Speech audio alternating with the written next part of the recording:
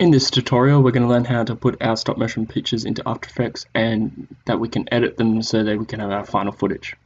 Now, once you've taken your photos, you put them into Google Drive, you download them onto your laptop, you should have them in a folder somewhere that you can access them. I've put them in this folder here. I've got a video folder with all of them in here. Now, one thing to really be important, one thing that's really important, is that they all have the same name. So when we import them into After Effects, they can get the right sequence. So to do that, you click on the first photo, you hold down Shift, and you get the last photo. Click on that, and then you're going to come back to the first photo, right-click, rename, and change it to a generic name. I'm going to say video image. Press Enter, and that should rename them all to the same number. This means when it goes into After Effects, it knows exactly what the footage order is. Now what we're going to do, we're going to open up After Effects. Alright, once you opened up After Effects, it should come up with this window. Press on New Project. Then come over to this left hand side here. You're going to double click in here and go to where your images are, where you've renamed them so they have the same order, or they have the right order. You click on the first one, and then you make sure this is checked. Import a JPEG sequence, and then press Import. You will notice that all your photos should be in here. I have 130 photos, so there's 1 to 130 photos. Now there's a problem with this footage at the moment. It only goes for 4 seconds, and it has a frame rate of 30 FPS. Now I said to you that you need an FPS of 8 to 12 frames per second. So to change that, you need to right click, Interpret Footage, Main, and then right here where it says frame rate, this is where you can change it.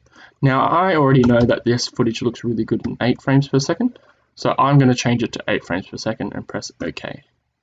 So now you notice it will say 16 seconds of footage and 8 frames per second. Then once you've done that, you can click and drag that into your composition, and then there you should have your final footage.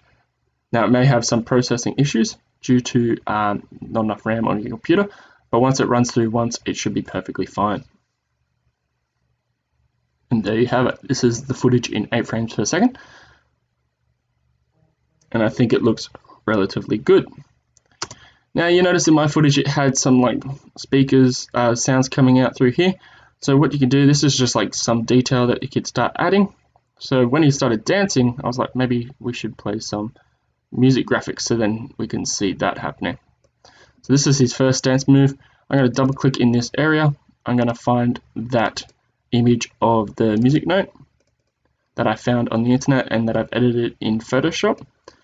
I'm going to click and drag that in here, make sure it's above the layer, and then I'm going to shrink it down to be 1 frame. Okay, I'm going to resize it so it's a hell of a lot smaller, and I'm going to position it next to the speaker. Then I'm going to just rotate it, and then I have my first music note, so it pops up at that frame. Now what I can keep doing is going duplicating these, pressing Ctrl+C, Ctrl+V, moving that to the next frame,